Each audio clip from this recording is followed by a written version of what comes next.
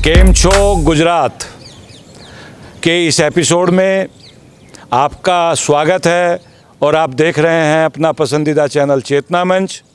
इस समय हम हैं राष्ट्रपिता महात्मा गांधी के धाम साबरमती आश्रम पर और मेरे ठीक पीछे बह रही है साबरमती नदी और इस नदी की जलधारा देख करके आप भी समझ रहे होंगे कि खूब पवित्रता के साथ, खूब उमंग और उत्साह के साथ ये नदी अपनी दिशा में बढ़ती जा रही है। ठीक उसी प्रकार चेतना मंच की टीम भी चुनावी यात्रा पर अपनी गति से आगे बढ़ रही है और आपका अधिक समय न लेते हुए सीधे बात करते हैं गुजरात विधानसभा के चुनाव की। हमारे साथ सौभाग्य से गुजरात में लंबे अरसे से अपनी पत्रकारिता की पारी खेलने वाले वरिष्ठ पत्रकार शर्मा जी हैं। वही आपको अपना परिचय भी देंगे और हम उनसे यहाँ के चुनाव को समझने का प्रयास करेंगे। सीधे शर्मा जी को देता हूँ। शर्मा जी, अपना परिचय बताएं। मैं रामकिशोर शर्मा हूं और गुजरात में 51 साल से रहता हूं और हिंदी पत्रकारिता के क्षेत्र में कार्यरत हूं। जी,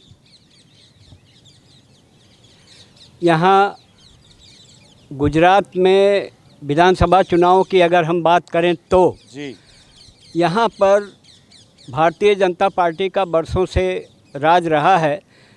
14 से 16 साल नरेंद्र मोदी यहाँ के मुख्यमंत्री थे।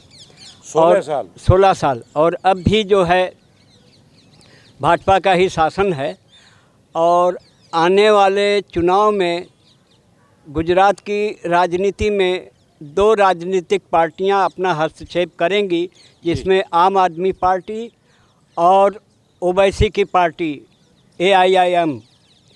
ये दोनों पार्टियों की वजह से कांग्रेस को एक बार फिर करारा धक्का पहुंचने वाला है, जैसा कि मेरा मानना है। आपको लगता है कि ये आम आदमी पार्टी और ओवैसी की पार्टी, जो उनकी पूरी पार्टी के नाम को भी कम ही लोग जानते हैं, उनको ओवैसी की पार्टी ही कहते हैं। राजकुमार जी, आप भी देख रहे हैं कई दिनों से इस चुनाव के सिलसिले को। आपको क्या लग रहा है कि ये 2 बड़े फैक्टर होंगे और कांग्रेस को नुकसान करेंगे? राजकुमार जी। नहीं, स्वाभाविक तौर पर अभी तक की जो लोगों से बातचीत जो हुई है उसमें यही चीज़ निकल के सामने आ रही है कि आम आदमी पार्टी को कहीं ना कहीं भारतीय जनता पार्टी की बी पार्टी के तौर पर माना जा रहा है और ये सीधे सीधे भारतीय जनता पार्टी को नुकसान पहुंचाने की स्थिति में बिल्कुल नहीं लग रहे हैं अभी फ़िलहाल। आज तक की स्थिति, जिस तरीके से म्यूनसिपल कॉरपोरेशन के जो चुनाव हुए हैं उसमें जो परिणाम निकल के आए, जिस तरीके की लड़ाई और जिस तरीके से सूरत में जो सामने आया है, तो कहीं ना कहीं ओवैसी जो आ रहे हैं उससे एक ध्रुवीकरण कहीं ना कहीं लगता है। जो भारतीय जनता पार्टी का एंटी वोट है वो कहीं ना कहीं बिल्कुल निश्चित तौर पर, क्योंकि वो यहाँ से लंबे समय तक पत्रकारिता करते हैं, तो वो बिल्कुल इस बात को तस्दीक करेंगे और रेखांकित करेंगे। शर्मा जी,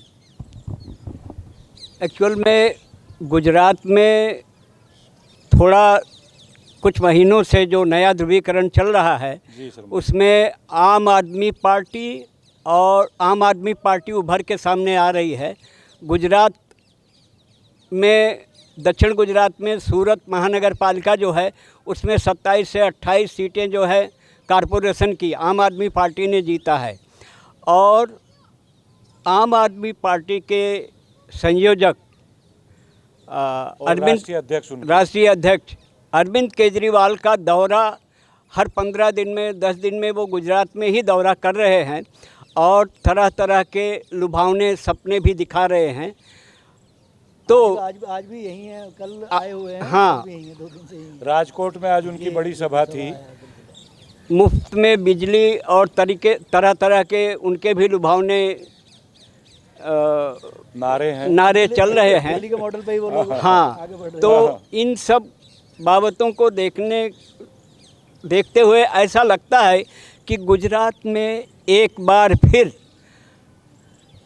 आम आदमी पार्टी और ओवैसी की पार्टी जो नुकसान कांग्रेस को करेगी उसका फ़ायदा बीजेपी को पूरे का पूरा मिलेगा और फिर से बीजेपी एक बार सत्ता में यहाँ काबिज होने की संभावना दिख रही है। लीजिए साहब, गुजरात के एक बड़े पत्रकार ने भविष्यवाणी कर दी है और उसके पीछे पूरा कारण भी बता दिया है कि आम आदमी पार्टी और ओबीसी की पार्टी कांग्रेस को नुकसान पहुंचाएगी और उसका फ़ायदा भारतीय जनता पार्टी को मिलेगा। और सत्ता तो है ही, केंद्र की सत्ता, यहाँ की गुजरात की सत्ता, उसका असर भी होगा। और हाँ, और हम लोग जो देख रहे हैं, जो लोग बात कर रहे हैं, हालांकि एक बहुत बड़ी बात मैं आपको बता दूं कि अभी चुनाव का बिगुल बजना शेष है और लोग अभी कैमरे पर खुल कर के कुछ कहने को तैयार नहीं हैं।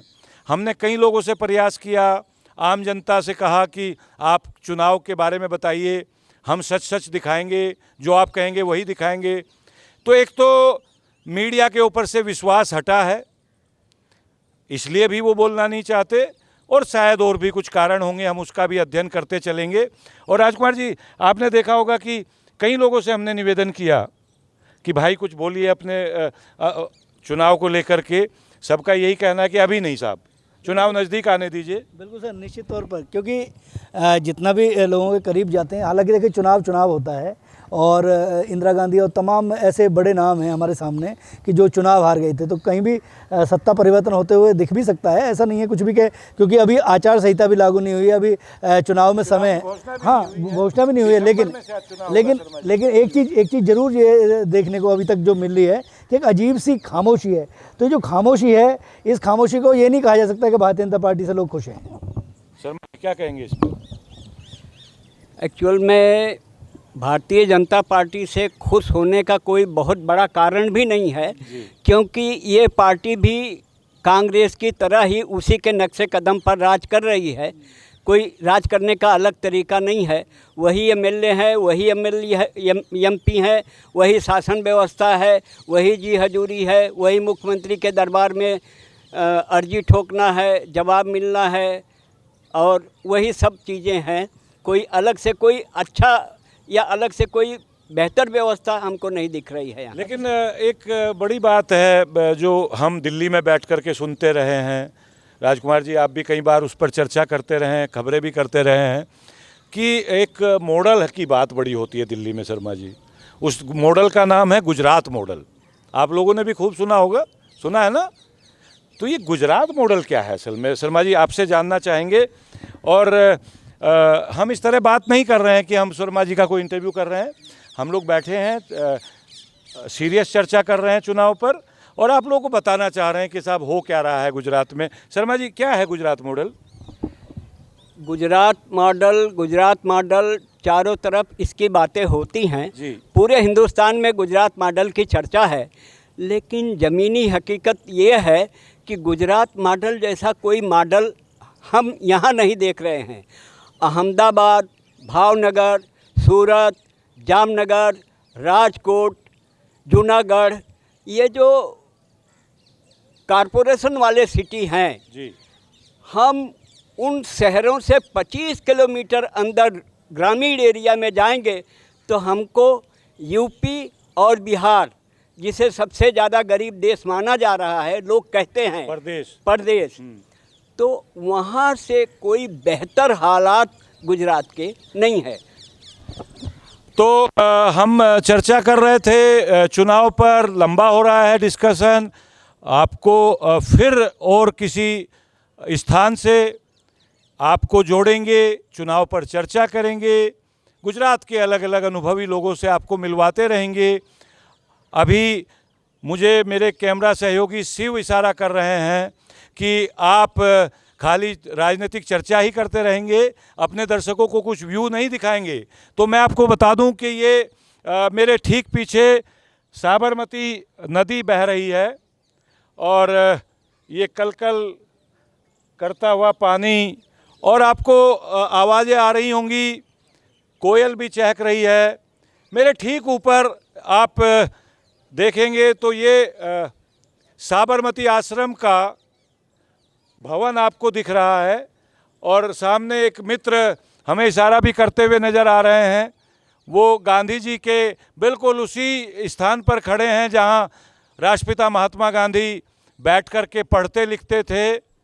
ये वो झोंपड़ी आप शायद शिव दिखा पा रहे होंगे, झोंपड़ी का ऊंचा सा बुर्ज आपको दिख रहा होगा। और ये साबरमती आश्रम भी आपको किसी अलग वीडियो में राजकुमार चौधरी जी दिखाने वाले हैं। आज बस इस चर्चा को, चूँकि पता है कि आप लोग के पास समय कम है, ज़्यादा आप देखना सुनना नहीं चाहते, इसलिए चुनाव में क्या चल रहा है गुजरात में वो यहाँ के वरिष्ठतम पत्रकारों में शामिल शर्मा जी ने आपको बताया और एक बड़ी भविष्यवाणी कर दी कि गुजरात में तो साहब एक बार फिर, कारण उन्होंने बताए और वो गंभीर कारण हैं, वो रेखांकित करने लायक कारण हैं, लेकिन उन्होंने साफ कहा अपने अनुभव से, ज़मीनी हकीकत से, कि एक बार फिर भारतीय जनता पार्टी की सरकार बनती हुई अभी तक दिख रही है। हमारे राजनीतिक संपादक राजकुमार चौधरी ने भी उस पर मोहर लगाई। हालांकि राजकुमार जी ने एक बात जोड़ी कि अभी लोग बोल नहीं रहे हैं, माहौल शांत है, अभी साबरमती में बहुत पानी बहना बाकी है और जैसे जैसे पानी बहेगा वैसे वैसे हम भी आपके साथ बहेंगे। नमस्कार, देखते रहें चेतना मंच और अपने इस लाडले से चैनल को सब्सक्राइब भी करते चलें, लाइक भी करते चलें और पल पल की सच्ची सच्ची खबरें, सच्ची सच्ची जानकारी, सच्चा सच्चा विश्लेषण देखते जाएं। नमस्कार।